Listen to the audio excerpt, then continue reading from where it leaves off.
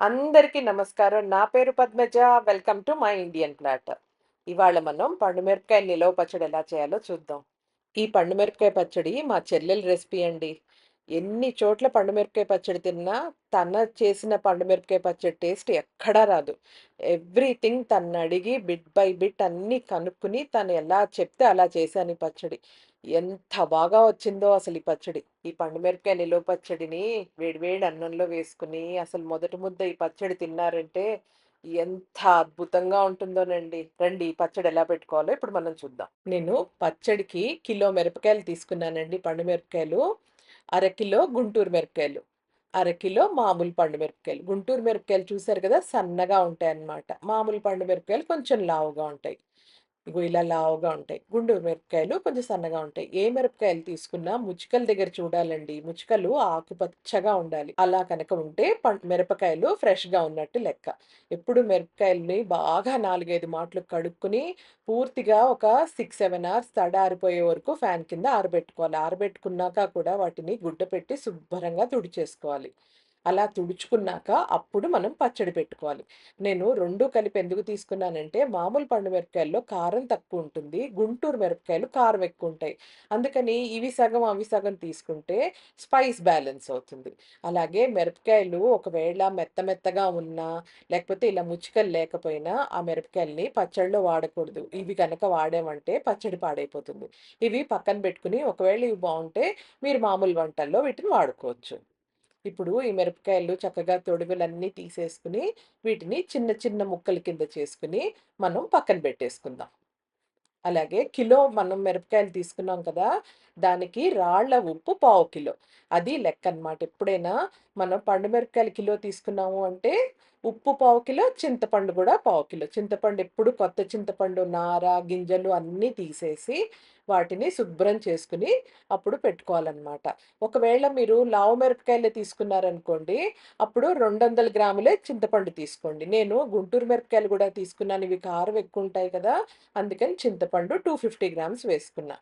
ఇప్పుడు ఇవన్నీ చక్కగా ఒలిచేసుకొని, వాటి తొడిమలన్నీ తీసేసుకొని, ముక్కలు చేసేసుకొని పక్కన పెట్టేసుకుందాం. ఈ చింతపండుని నేను 2, 3 సార్లు చల్లనీళ్ళతో కడిగి, అప్పుడు బాగా నీళ్ళన్నీ వంపేసి, ఇంకొక్కసారి వేడి వేడి నీళ్ళతో కడగాలండి. బాగా దుమ్ముంటుంది చింతపండుకి. అందుకని కడగకుండా ఎప్పుడు పచ్చళ్ళలో వాడొద్దు. అలా బాగా చన్నీళ్ళతో కడిగి, ఇలా వేడి నీళ్ళతో ఒక్కసారి కడిగేసి, ఈ చింతపండుని ఇలా కొలండర్‌లో వేసేసుకొని, ఫ్యాన్ కింద పెట్టేసుకున్నామనుకోండి, ఒక 1, 2 అవర్స్‌లో మొత్తం నీరంతా కిందకి దిగిపోతుంది. చింతపండు కొంచెం పొడి పొడిగా అయిపోతుంది. ఈ లోపల మిరపకాయలు ఇలా ముక్కలు చేసేసుకొని, ఉప్పు, మిరపకాయలు 2 కూడా మిక్సీ జార్‌లో వేసుకొని, అలాగే ఒక స్పూన్ పసుపు, 3 స్పూన్లు వేయించిన మెంతుల పొడి. నేను అది చూపిచ్చలేదండి. నాకు క్యాప్చర్ అవ్వలేదు. కెమెరా రోల్ అవుతోందనుకున్నాను. అలా వేయించిన మెంతుల పొడి కూడా వేసుకోవాలి. మర్చిపోకుండా తప్పకుండా మెంతి పొడి కూడా వేసుకోండి. అలా వేసుకున్నాక మొత్తం మిరపకాయలన్నీ ఇలా కోర్స్‌గా గ్రైండ్ చేసేసుకొని, ఇప్పుడు మనం సరిగ్గా నేను 2 అవర్స్ అయిందండి. నాది చింతపండు కూడా చూసారు కదా! బాగా తడారిపోయింది. కొంచెం నీళ్లు కిందకి కూడా దిగిపోయాయి. ఇప్పుడు ఈ చింతపండుని మనం గ్రైండ్ చేసుకున్న ఈ పండు మిరపకాయ పేస్ట్ ఉంది కదా! దాంట్లో వేసేసి, బాగా కలిపేసి ఒక 3, 4 గంటలు అలా వదిలేయాలి. దాంతోటి ఏమవుతుందంటే, చింతపండంతా పల్పీగా, సాఫ్ట్‌గా అయిపోతుందనమాట. ఇలాగే గ్రైండ్ చేసుకోకూడదండి. చింతపండు పూర్తిగా మెత్తబడిపోయాక గ్రైండ్ చేసుకోవాలి. ఈ లోపల ఒక సీక్రెట్ ఇంగ్రీడియెంట్ మీకు చెప్తాను. ఈ పచ్చడిలో మీరు కనుక మామిడల్లం వేసుకున్నారంటే చాలా బావుంటుందండి పచ్చడి రుచి. సరిగ్గా కిలో పండు మిరపకాయలు కాబట్టి 100 గ్రాములు మామిడల్లం. మామిడల్లం తీసుకొని బాగా కడిగేసి, తొక్క తీసేసి, మెత్తగా గ్రైండ్ చేసుకొని, ఆ గ్రైండ్ చేసుకున్న మామిడల్లం పల్పుని కూడా పండు మిరపకాయ పచ్చడిలో కలిపేసుకోండి. ఇలా కలిపేసుకొని ఒక 4, 5 గంటలు ఇలాగే మూత పెట్టి పక్కన పెట్టేసుకున్నారనుకోండి, మన చింతపండు పల్పంతా మెత్తబడిపోతుంది. ఇగో ఇలాగా. నాకు 5 అవర్స్ అలా పక్కన పెట్టానండి. చింతపండు పల్పంతా మెత్తబడిపోయింది.